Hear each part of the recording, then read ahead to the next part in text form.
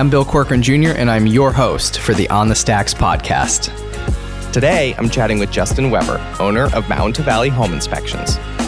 What's up, podcast? Episode 58 of the On the Stacks podcast in the Blue Door studio. Welcome to the podcast, Justin. How are you? I'm great, Bill. How you doing tonight? I'm hot.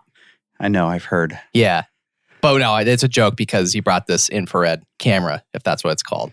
Yes, it is. It's actually an infrared camera, and it's used for energy auditing that we do. It also has various uses, but we do know that you are alive and well based on your body temperature. So it's a pretty cool tool to have, and we do use it often. So it does show many different things, and as you'll see in some of the pictures that we can do some really cool things with that. It's utilized by a lot of fire departments, home inspectors, search parties.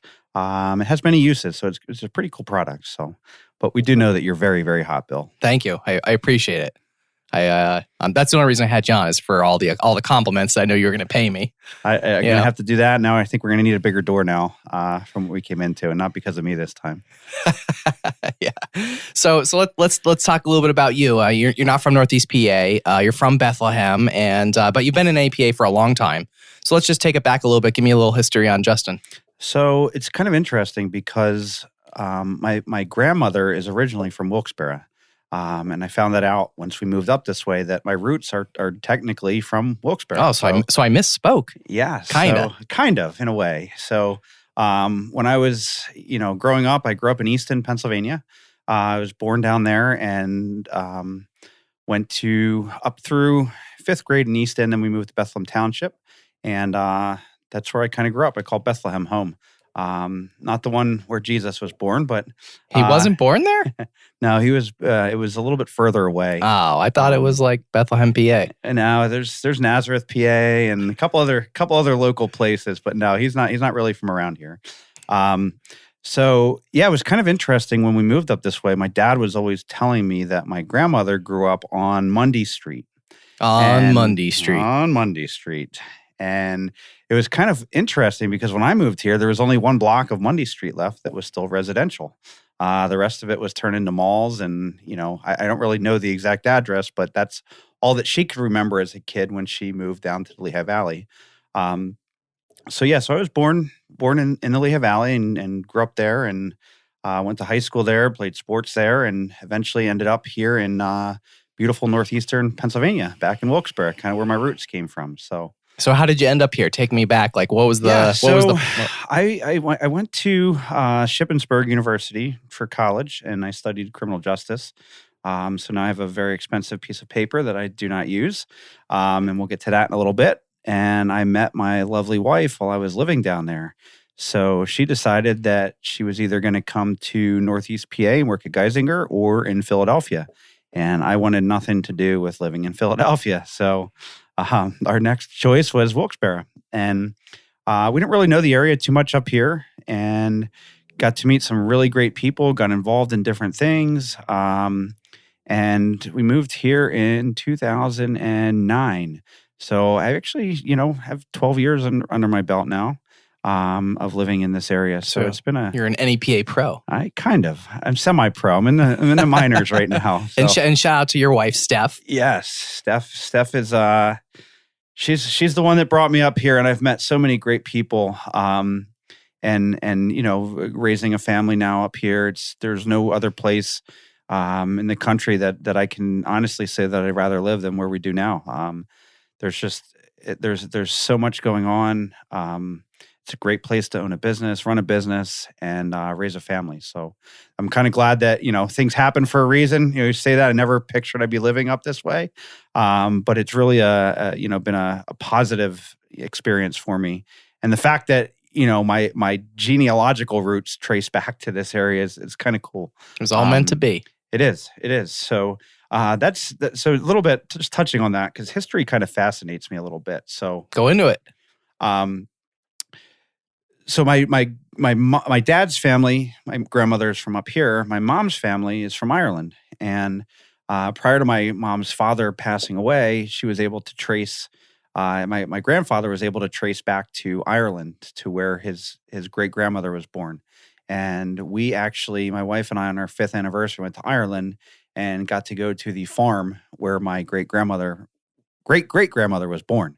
And they still have it. It's a working dairy farm. It's in the middle of Ireland, not in a city, off the beaten path. And, we got to actually see where you're from. And not too many people get to do that, especially in America. We're all kind of mutts at this point. Yeah. And, you don't really get to see your where you're from. And so I kind of got to see both sides of my family. And it's kind of neat to be able to look back, and we got to meet distant relatives that are still living there that are, I don't know how many cousins apart. Yeah, so many removed, but still, that's cool. But so we got to see that.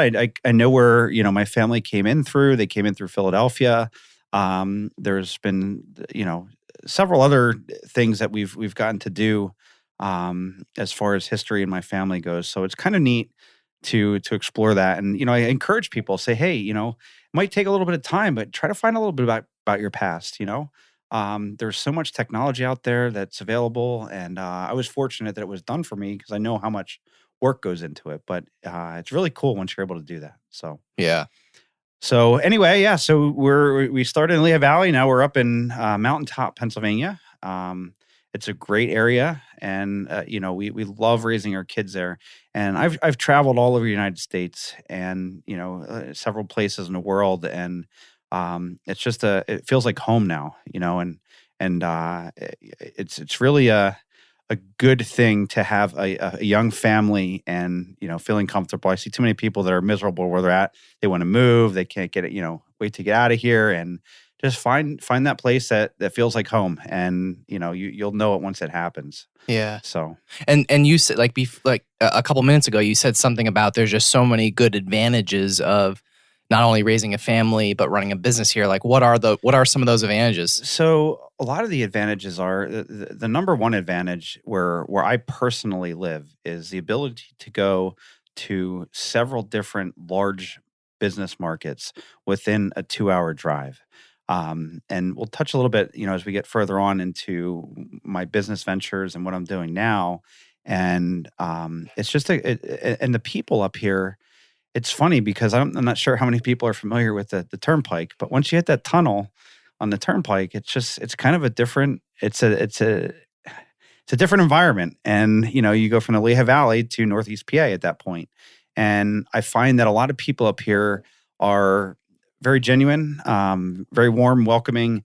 I didn't know anybody who moved here, and the ability to meet people that are willing to work with you, to network, and that's where you and I met, and networking. Yeah. It's funny because before we started, we were taking the photos on the stacks, and you mentioned it, but we didn't talk about it at all. But you just said something about the networking, and you said if it wasn't for the networking in this area, like you would never have been able to really grow and start your business, I think is the words you said. Correct. And that goes, I think we were talking a little bit about COVID and starting a business during COVID. And, I'm huge on building relationships.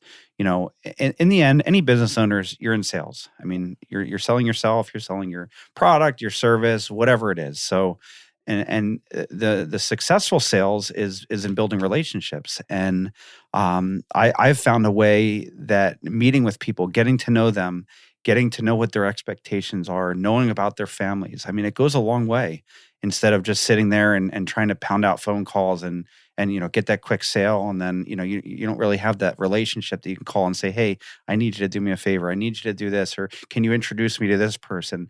And I found that to be very interesting that I was able to do it. I don't want to say it was easy. I mean, it's a lot of work, a lot of late nights, a lot of meetings, networking. I volunteer a lot, and just doing those different types of things has helped me, kind of create that network where, my phone rings now, and I don't have to make it ring, and that's such a good feeling to have.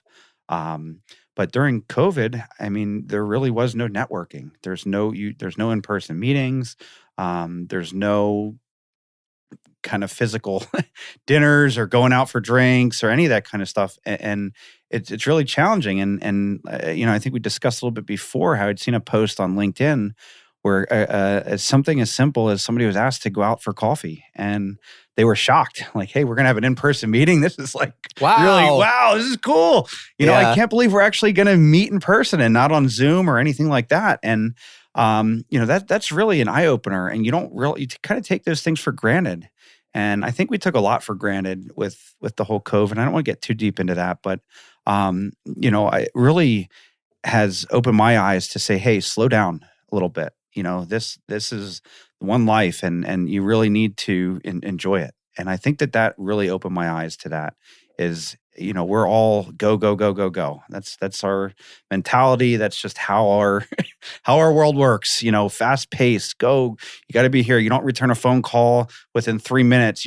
I'll call you again, and I'll call you again, and I'll call you again, and then why don't you answer me? I called you 4 times. Well, yeah, in the last 5 minutes. That's why I didn't call you back yet. So it kind of puts perspective into it. Spending time with family. Putting the business on hold was challenging financially, but it's there was really not anything that we could do about it. And one of the things that I really try to preach is that if you really truly do not have control over it, move on to something else and find a way around it. And my success in business is based on my performance and what I do, my activities.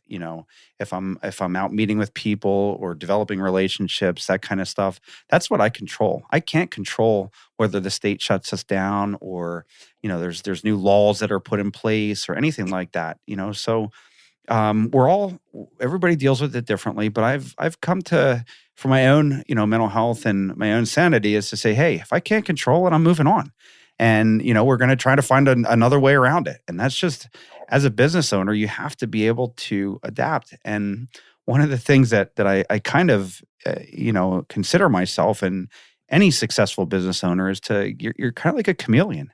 You have to be able to blend in with your, where you're supposed to be and change and adapt to, different competition, or, how did that competition get in there? What did they do, to take that account from you or to take that customer from you, and, and adapt to it and overcome it. And that's, if you're feeling that, you just can't do it, just take a step back, slow down, and think of ways that you can get around it. And a lot of that comes with people that you meet. So if you're surrounding yourself with good people that you can trust and bounce ideas off of, and say, hey, hey Bill, what did you do to get this account, or what did you do that helped you secure this, or whatever your business is. If you're selling widgets, it doesn't matter.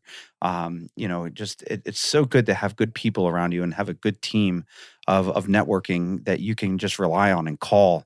And you might not talk to them for 3 or 4 months, but it's okay to just call and touch base. Now we're going to be able to start getting lunch again together, which is kind of exciting, But it's really being able to adapt. And a lot of us are stubborn. We're set in our ways. You have to be honest with yourself, or else you're not going to be able to adapt. If you're stubborn, you're stuck in your ways. Well, when things like this happen, like COVID, you're gonna have a tough time, surviving and getting around it. And like I said, I get the financial part of having to shut down and stopping your business, because I went through it. But at the end of the day, if you take that out of the equation, look what I got to do. I get to spend time with my kids that I don't get to do often as a business owner. I got to get things done around the house that I've been putting off for 3 or 4 years. So, there's different things that I found that, as long as you can direct focus, change, adapt, it's definitely makes it a lot easier to handle situations like this. I mean, nobody that's been alive has faced in our general area, has faced a pandemic. We haven't. I haven't in my lifetime, so I don't know how do you deal with it. There is no real answer. You're not right or wrong.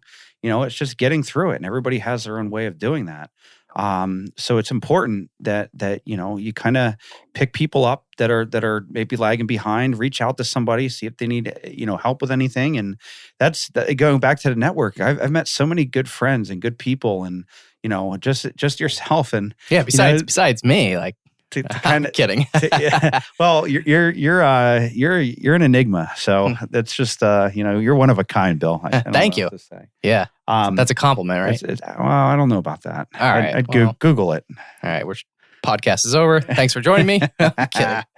So, and I want to kind of talk a little bit about how, things go full circle here. So, I met Bill at Wilkes-Barre Power, which is a networking group that he runs. And little did I know that Bill's wife and my wife, who none of us had, since we moved up here, knew each other. Well, come to find out, our wives used to camp together when they were younger. Long time ago. Long time ago. Crazy. And it's just so crazy to find that out and that was over 20 years ago, and they still remember each other.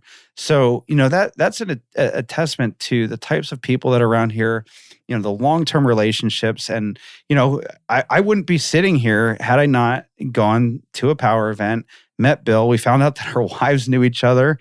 And, it's just really cool to see how things come back around. And, and as Bill is, I'm always willing to help people out that might need a hand in getting through a situation or anything and that's just what Northeast Pennsylvania is about. I mean, it's really it's a cool thing. I mean, you're from here, so you kind of get it. And, there's jokes obviously about the coal crackers and, all that kind of stuff. But at the end of the day, they're good people. There's a lot of good people here, a lot of good business owners, a lot of very successful business owners live here. Have run their businesses from here. I mean, how long has your business been around? Over 80 years. Exactly. So, and that's a testament to, how you were raised and how, it stayed in the family. And now you're kind of getting ready to step up to the big leagues. You're still might be in AAA right now, but you're getting ready, and that's exciting. You have a brand that you've built, the name, people know that in the industry, and it's so important, to develop that. And my background's not in business. Yeah, you're like criminal justice, right? So, yeah. So I'll take it. So my growing up, and I was thinking about this on the drive down, and it was kind of interesting. And I never really thought of it this way because, so growing up, my dad was a business owner, and he owned a carpet cleaning business, a cleaning business. He did whatever he needed to do to put food on the table. And I had two brothers, and he worked really hard, 3 jobs at a time, so my mom could stay home with us. And that was where he started. And then he owned a nursing home for several years, and then he got back into teaching, which is what he did. But I never really thought about my dad as a business owner because I never really worked in it. We kind of dabbled in it a little bit as kids, but it was always dad's just going to work, not realizing that it was his own business. So my dad was an entrepreneur, and I never really thought of him that way. So it was really interesting to kind of, to sit down and say, man, so it is in my, my genes a little bit to be innovative, to be excited about it, to do my own thing.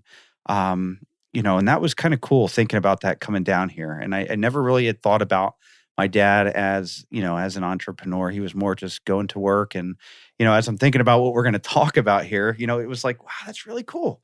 I didn't really have a family business to take over, but he did. He owned a business for several years. And then he got back into teaching, which is what his degree was in. So my background is in, like you said, criminal justice. My undergrad, I went to graduate school for special education, and now I own a business. Yeah. So how did you go from criminal justice to special education to being a home inspector? Like, how does that? So what generation are we? X, Y, Z? So I don't know. I'm a millennial. That's all I know. Whatever that is. You're a millennial. Yeah. So aren't they bad?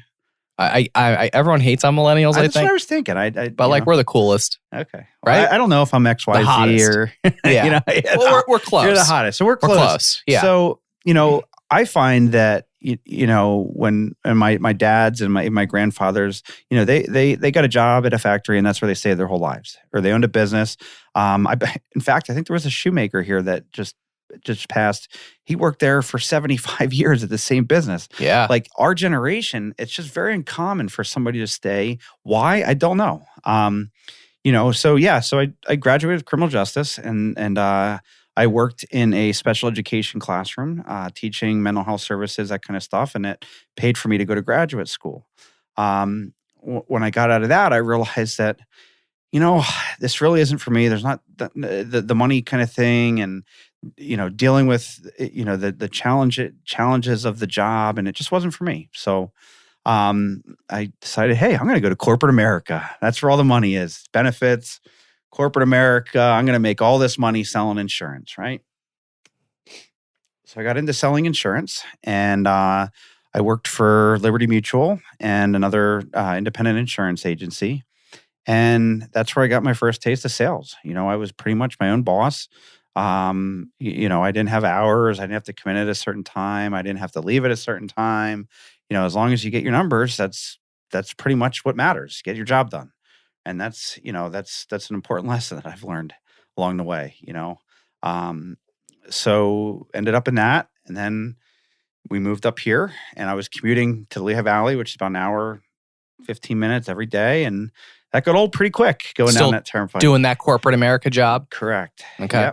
Yep. And then moved up here. And this is actually a pretty funny story. So I left there and didn't really have a plan. I knew here I am. I'm married. I don't remember. I think we had our first child by then. And you just get fed up sometimes. And that's the common theme. Grass is gonna be greener. And I've realized several times in my life that it's not. And I think everybody kind of goes through that, I'm going to leave here. I'm going to go, they offer me more money, or they're doing this or doing that. So I took a job with a travel agency, and I like to travel. So I'm like, oh, this is cool. I get to sell, I get to travel. And I found out I had to be in at 10, and I got to leave at 6, and I had to take a break at this time. And I think I lasted about 3 weeks. I literally could not take having to be somewhere at a certain time, take a break.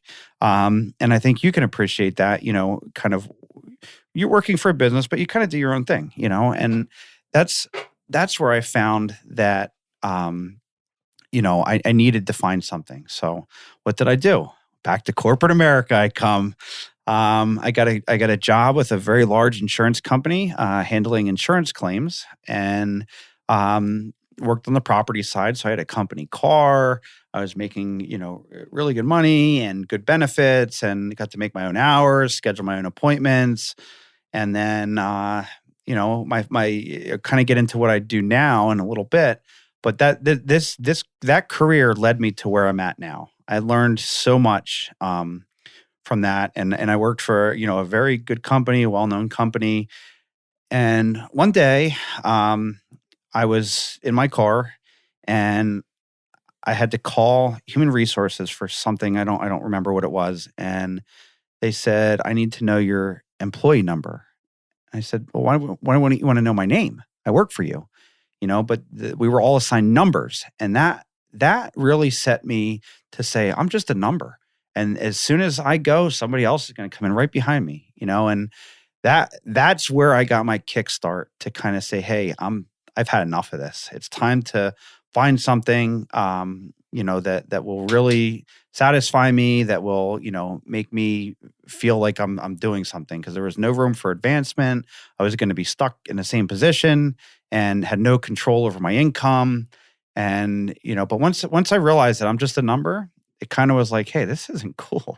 I really want to feel like I'm doing something and being somebody. And that kind of takes me to where I'm at. So my father-in-law, has been an inspector for over 40 years. And he had been telling me, ever since we got together, hey, you should really, look into inspecting. I got a company car. Got the good job. Got guaranteed income. I don't have anything to worry about. I'm good, And what I come to find out is I should have listened to him a lot earlier. But, the job that I was doing really ties into what I'm doing today. So one day, it was a Monday, I'll never forget. I'm sitting in my car, I had no plans, waiting to pick up my kids from daycare. And I called my boss and said, I'm done in 2 weeks. He said, what are you going to do? I said, I don't really know, but I think I'm going to start up my own business. So I had a little bit of, planning in the works, but nothing that was going to financially, support my family, or anything like that. But I had enough, I got tired of working ungodly hours. There's, no compensation for it. There's no recognition. It's just get this done. You're getting paid the same amount. We're going to keep you just comfortable enough so you don't leave. And in this area, I was in the higher paying tiers of jobs and, for this area. So they kind of kept you there. We were like, where else am I going to go? I'm stuck. And that's when I started my home inspection business. And, I spent a lot of time, getting my certifications and stuff. And with my father-in-law being in the business, it really helped kind of propel me to say, hey, you can do this. You can be successful. And I'll never forget my first inspection. I had nothing coming in. I'm out there meeting, doing what I thought was a good way to get business. And I walk into this house and it probably should have had a match thrown at it. That's how bad it was. But I was the only guy that they would take the inspection for. So, and unfortunately you can't say that. I mean, it was full of mold and there was holes in the floor and it was just a disaster. And I'm thinking, what did I get myself into? Just made the wrong move. I made the wrong move again. The grass is not greener, Bill, Yeah. So that was an eye-opening experience. But what I did get was a paycheck that was all mine. And once you get that first paycheck, well, besides Uncle Sam, but once you get your first paycheck that is yours, it's a pretty damn awesome feeling. And the hard work of me, Facebook or any type of marketing, and you get that call, and you're right there to start it. So my first year, I think I did. I started May 1st, and I think at the end of the year, I might have had 50 to 60 inspections total, which is not too bad. And then it's kind of progressed, and every year it's just gotten busier and busier. And I did almost 500 inspections last year. And we had 6 weeks off for COVID. So kind of shows you where the growth is. I'm getting ready to hire 3 guys, and we're starting a whole nother business venture that we'll get into in a little bit. But it just shows you that, just find something that you enjoy doing. The thing that I cannot understand is people that own their own business and hate what they do. Does that make sense to you at all? Not at all. Like, why? How? How? Like, just go work for somebody else then if you're not happy. But, there's a difference between challenges in owning your own business versus truly disliking what you do. And right now, I can honestly say I love what I do. I love my job. I've never worked harder. I've never worked longer hours. I've never put in more time and taken more risks than I do now. But I can honestly say that there's never been anything more rewarding than that. So, if you find something that you really want to do, get into it. Start a business. The whole college thing that was pushed in my generation. Go to college. Mine too, by the way. My generation too. Well, you're a millennial, so you're a little bit different than me. I'm a little bit higher on the. You're a little older. Yeah, I'm not a boomer though. You're in between. I'm a tweener. Yeah. So, but yeah, so that was the big thing, and I look at a lot of the kids that went to tech or trade school, and we always said, oh, they're the tech kids, they're not smart enough to get into college. Well, I'll tell you what, those guys are retiring now at 40 with businesses that are worth a significant amount of money. They own their own electrical companies, they're plumbing, whatever it is.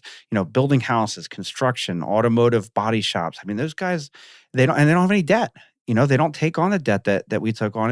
Now, I don't want to say don't go to college. I can say that college probably rounded me as a person. I couldn't tell you anything that I actually learned in college. Like I said, I have 2 degrees, but if you sat down and asked you what I learned in this class, I couldn't tell you anything.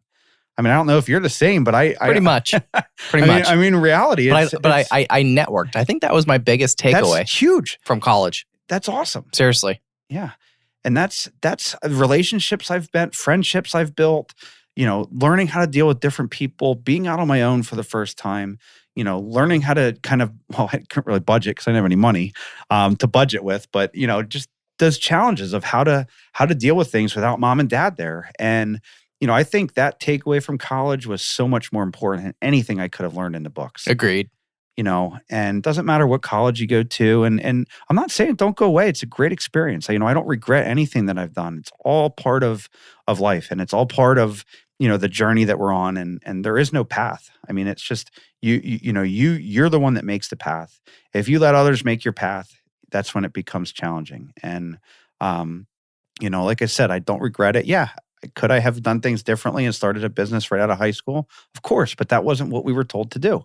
So, this is going to kind of lead into what our next business venture is, my father-in-law and I work very well together, which is fortunate for having a father-in-law you get along with. So we're building a training facility that's set to open in June. And it's going to really be tailored towards the trades and the building industry. And I'm seeing, the quality of trades that of people that I've run into is really, and the amount of even getting a hold of somebody that'll, call you back or that can come out that's qualified. There's really, it's minimal. Everybody's going to college, but nobody's going into the trades or doing anything that's going to, be helpful. I mean, I get calls from people that don't know how to, unscrew a light switch from their wall, or a cover plate, That was me, by the way. Wasn't that you? No. Or did you ask me how to turn on your stove? I forget which one it was. Both, actually. There was something, both. something with that. Yeah. So, it's so important that we encourage these kids to do that. And so our new venture is called the Northeast Training Institute. It's in Bloomsburg, Pennsylvania. It's right off of Route 80. We did a lot of research and development and market analysis, and we're going to be the only actually. So let me take a step back here. So there are two schools through INTERNACHI, which is the International Association of Certified Home Inspectors. They're pretty much like, if you can attest it to the Association of Realtors, but for home inspectors. And they're worldwide. So they have a House of Horrors, which is going to be our kind of centerpiece there in Colorado and in Florida. However, with COVID, it's kind of made it a challenge for them to stay open and get students in with travel and all that kind of stuff. So we're going to pretty much be the only one operating in the country. I was going to say, yeah. So aren't you guys like the only one like in the northeast part of the United States? We're the only one on the East Coast right now. Whole East Coast. The whole East Coast. And the beauty of it, going back to like, how did I become successful in this area? I mean, we're an 8-hour drive of 30% of the U.S. population where we live. Think about that. In 8 hours, you can get in a car and meet 30% of the people that live in the U.S. That's crazy. That's a lot of people. So, we take that and being a worldwide industry, we're close to Toronto. Toronto's a major city in Canada. So, that's a 6 to 8 hour drive.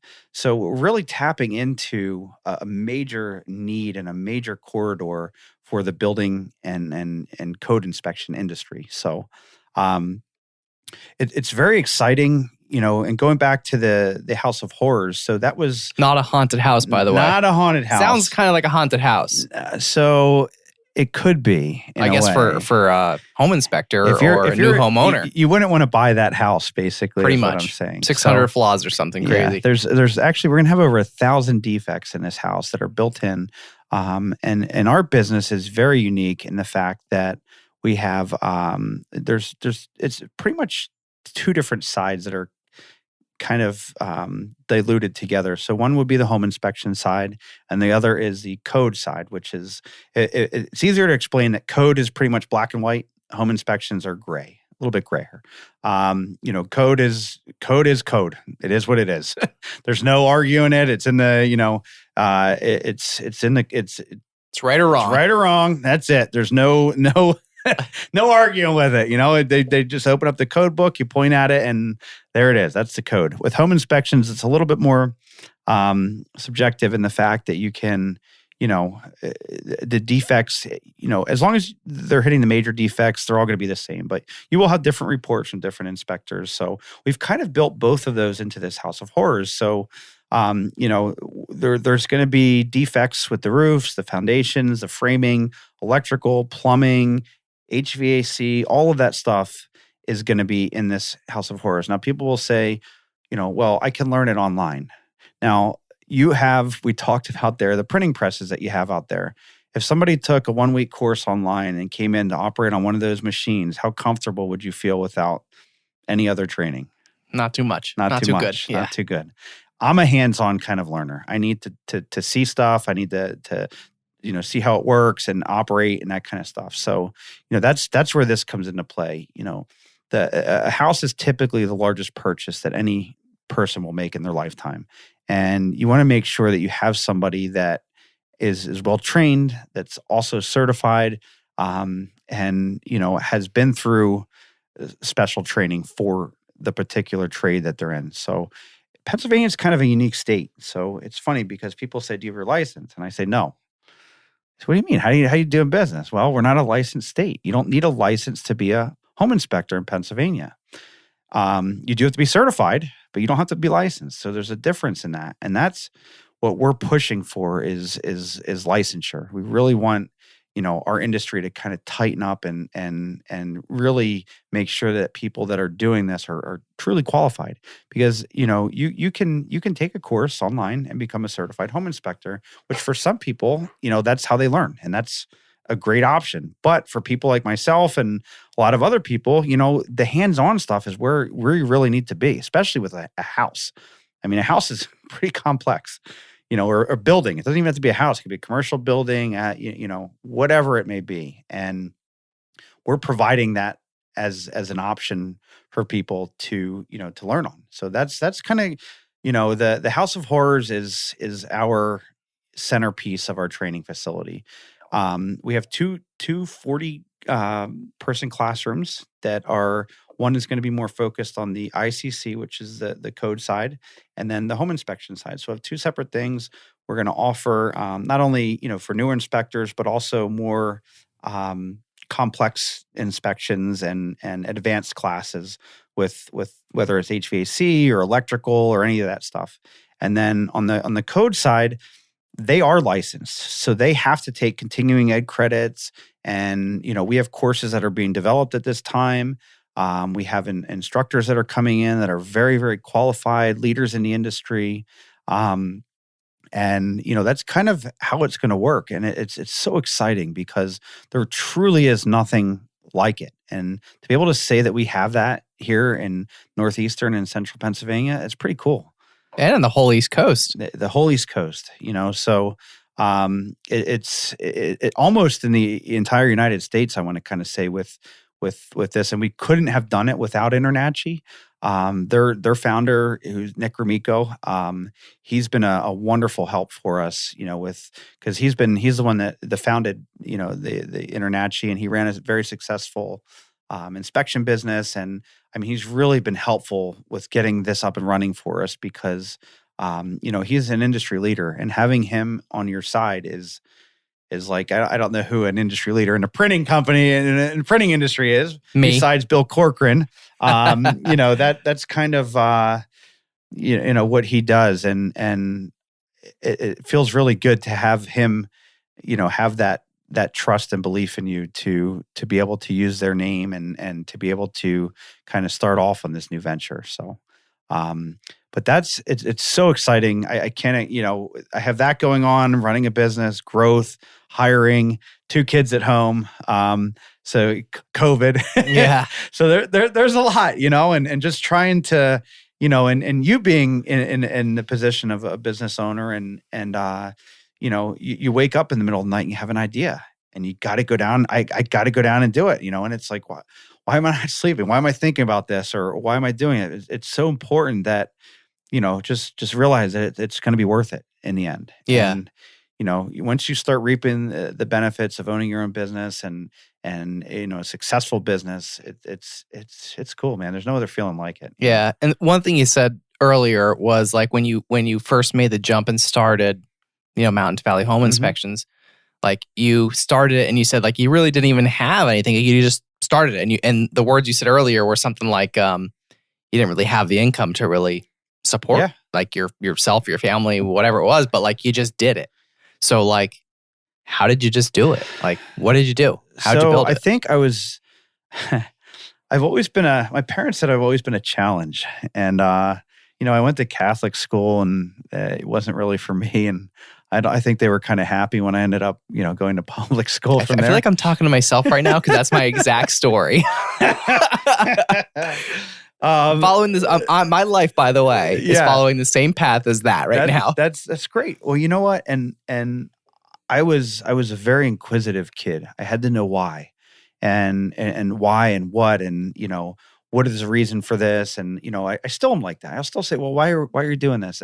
I'm not saying you're right or wrong, but why? Like, what is your reasoning behind it? And that's okay to ask questions. Like, it doesn't mean that they're right or they're wrong. But I wasn't allowed to do that in Catholic school, and that's what got me in trouble. Me too. And still, even in public school, it still got me in trouble. Correct. By the way. Yeah, but I still ask those questions to this day. Yeah, but I just like to cause trouble. Yeah, well, you're a troublemaker. I am a troublemaker. You're My mom, by the way, is gonna be listening to this, and she's gonna be like, "Yeah, he was a troublemaker, all right." So going back, I don't even remember what the question was that you had asked me. How did you build the business? Like, you started with nothing. You just took the jump. You had no income, and you just did it. So a lot of it is long days. And I don't mean just like, because a lot of people will say, well, I worked out in the sun on the pavement for 12 hours, and that's a long day. Well, of course, that's brutal. That's physical labor. However, there's different types of long days. There's days of driving around endlessly, going to different places, meeting with people, dropping off business cards, going to networking events, meeting somebody 2 hours away just to hopefully get that relationship started. Finding out, who key people are that you need to talk to. Doing research. But I spent a ton of time doing that.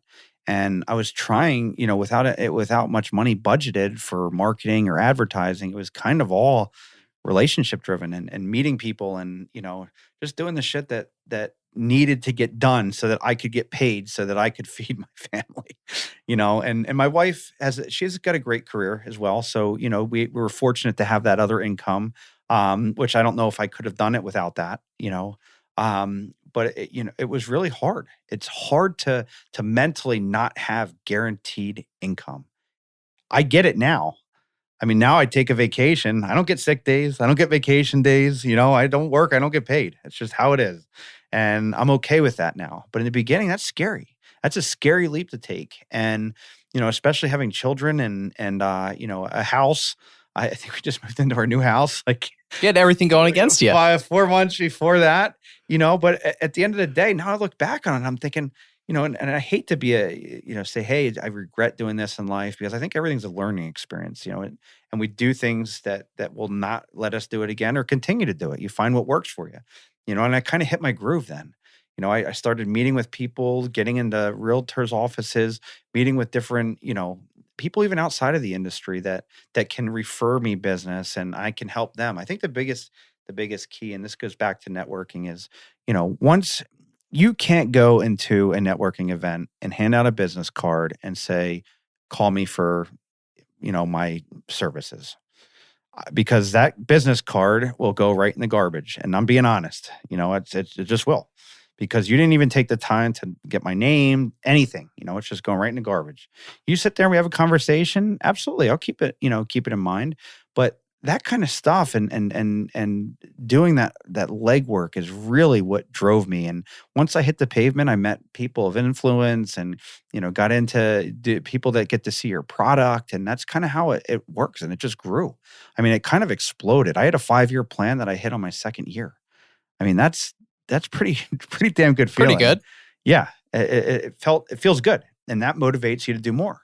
And that's where I'm at, now is a growth period, which is also scary. So, to hire somebody that can, do the work as good as I can, or that's, I don't want to say it's frightening, because it's something that's holding me back. And everybody that I talk to that owns a business that has hired before and has done it said, man, I wish I would have done that sooner. Because right now I'm doing everything. I literally am doing everything. Actually, hold on. Rewind that. I don't do my own books. I hate doing books. And I think this is kind of another funny story here. So every Sunday I'd sit there for the first, I'd say 3 or 4 weeks of owning a business. Now, mind you, I didn't have much activity going on. It would take me literally 5 hours to input what I did for that week. And I said, this is ridiculous. I can't wrap my head around it. It's just something that I'm not good at. And I found, that was my weakness. And I said, what can I better do with my time so that I get my Sundays back? Because that was the whole point. I get to make my own schedule, this and that. And I ended up hiring a bookkeeper, and I still have her now. And she does my books, and I don't have to worry about it. And that, just finding as a business owner what your strengths and weaknesses are is imperative, because you cannot do everything. You can try, but you can't. It's just not a reality. You'll never have any time. You'll never have that work-life balance. And it's important to be okay with that and say, I'm not perfect. I'm not, an expert in everything, and being able to, to identify that. I'm glad that I identified it in the beginning, because if not, I'd still probably be pulling my hair out trying to figure out how to you'd be working a full day on Sunday. Yeah, have a full day. Well, that's always the running joke with me when people say, I worked all day, 8 to 4. I say, oh, so you put in a half a day, and they don't get the joke. I'm not saying that they're not. My dad tells that same joke, by the way. Oh, that's a dad joke. It then, is, man. It is. Yeah. So, being a dad is a dad joke, saying, oh, what are you leaving early today? Well, I've been here for 10 hours. What do you mean? Well, when I go home, I have to find time for the family, and then I have to go back to work and get ready for the next day and do it all over. So, there are, going back to what I said before, I've never worked harder. I've never worked longer hours, but it's never been more rewarding. And I think that's so important, that if people are looking to get into business, realize you're going to be putting a lot of time in. It's important to build, from the bottom, and kind of it's your baby. It's my business, and that's the other challenge that I find. My name's on everything, so I really care. And then, how much do other people care about them putting your product out there with your name on it? And that's where spending time with people, training, getting to know them, who they are, what their needs are, and the last thing that I want to do is micromanage. I couldn't take it. I will, and it goes back to get the job done. As long as I'm not hearing anything, get the job done. I don't care what hours you work. I don't care what days you work. Just get the job done. That's it. And that's kind of the way that I'm approaching this whole hiring and growth. And I don't have time to do that. I just don't. I literally don't have time to do that. And if you find the right people, and I always go back to, why did you hire me if you think you still have to watch over everything that I do? Why would you trust me to do this if you can't trust me to do my work? Why would you hire me? And that's just the mentality of corporate America, big companies, the micromanagement. They're answering to somebody who's answering to somebody else, who's answering to shareholders, and it just keeps going on. Too many on and layers. on. Just too many layers. And, when you get to that point, it's just, it's frustrating. So I'm excited, for the growth. I'm excited for the new business. There's going to be a lot of opportunity. And, one of the big things that we're looking to do, and I know that you do this with all the extra things that you're involved in, big brothers, big sisters, and all the other things that you've taken on just out of your own spare time. And I mean, what you did, what was that, 2 years ago that you were there? Mm-hmm. Yeah. It was a big effort, man. Yeah. And that's commendable. Thank you. To do something like that, especially, with life going on, and I know there's a lot of other people that I've met that do really good things in our communities here. And one of our big things that we're going to be working with is the local VOTEC. We're going to allow their students to come in and work for free, learn for free, come in and use our training center at any time they want, field trips. So that's kind of one thing that we're giving back into our trade. There's also going to be a couple scholarships that we're going to offer to students to come in and train to be a home inspector. And we're also, I'm not sure if you're familiar with Red Rocks Job Corps. It's a place where troubled youth go to kind of learn skills and hopefully get them back in the community. So we're going to be working with them as well to hopefully provide them an opportunity, a viable opportunity to get out there and, get out and start their own businesses or their own companies, or their own families, or whatever it is, because I think that that's one thing that lacks in any industry is we teach you the trade, but we don't teach you how to run a business or how to do it on your own.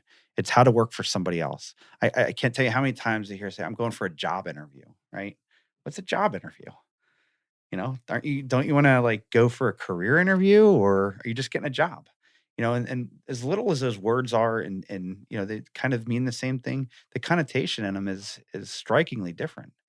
And I don't want you to come in for a job interview. I want you to come in for a chat about who you are and what you have to offer. And, unless you're asking me questions, I'm kind of like, I feel like an interview should be more of you asking me questions about my company. What can you, what do you expect from me? That kind of stuff. And it's kind of a twist on the traditional, It is, but I love it. job search. And I think that's kind of puts me in a I don't want to say vulnerable position, but in a position where I can then explain my expectations. And if my expectations don't meet what then we're not a good match, and it's okay. And I go back to being a landlord and owning a business. Everybody that wants that comes in to be a tenant wants the place, or else they wouldn't be calling you. So they're going to tell you whatever they want to hear. So you got to really do your research, spend time on these people, because it's very expensive to hire somebody. It's very expensive to have a bad tenant. And I've been fortunate with good tenants because I spend my time on the front end doing, getting to know them. And when they come in and they sit down, they expect you to say, well, what are your strengths and weaknesses, Bill? That's the common question. I'd rather have you say, what are your strengths and weaknesses? And then that kind of puts it back on me. Or what are your expectations of me at this job? And then I can let you know. And if your expectations are that you're going to be 8 to 4 and you're going to get paid this and that, well, that's not what my business is about. So we're just going to stop right here before we go any further. And you tell me all the stuff that you think I want to hear. I go and hire you. And then 3 weeks later, you're gone. I mean, it just doesn't, it's really a concept that I've been trying to do. And I don't want to use the word grooming, because that sounds has a bad connotation, but getting to know people is okay before you pull the trigger. See if they're going to be invested in learning, investing in spending their own time on things. And the guys that I've found have been doing that, and they've been doing stuff on their own time, and that'll go a long way. I mean, it does. I'm not saying that I'm asking them to slave labor and go out and work for free. That's not what I'm talking about. I'm talking about learning, getting your certifications on your own time, coming on ride-alongs with me, that kind of stuff to learn the job. And it shows some initiative. I mean, it really does. And that's huge for me, because I can't remember how many interviews I've been in where I just bullshit my way right through it. I walk out, I'm like, man, I nailed that, but I didn't tell an ounce of truth. Yeah, who hasn't done that? Who right? hasn't done that? And Yeah. and then I'm miserable after 3 months. I'm leaving the job. They've spent all this time training me, and then you're back to square one again. So I think if we can kind of get that out of the way first, and then find out where your initiatives are and what your intentions are, it can really help. So I'm looking forward to it, man. It's really an exciting time. I can't say it enough how much of a need there is for home inspectors and building inspectors. I think one statistic I had read recently was that 55% of building inspectors are over the age of 60 right now. And I'm just turned 40, so I'm not too far away. But it's a lot. It's huge. So, and who's going to fill their shoes if nobody's getting into the businesses or trades? So we want to really focus on getting people in young, getting them to start their own business. We're going to have a business course that we're going to teach them about running a business, starting a business in layman's terms, because I don't know if you remember business courses in college. It's like, how much of that have you actually applied? None. You need the reality check, the real world. You're going to be making calls that are uncomfortable. You're going to be going to talk with people that you don't know. You're going to be working on your website or your social media or any of the other shit that comes along with owning a business, which they don't teach you in college. So it's going to kind of be, and I know that Nick Gromyko and Internachi had done a business boot camp, and it's kind of like that. Like, it's in your face. This is real. This is what you're going to face as a business owner. We're not sugarcoating anything.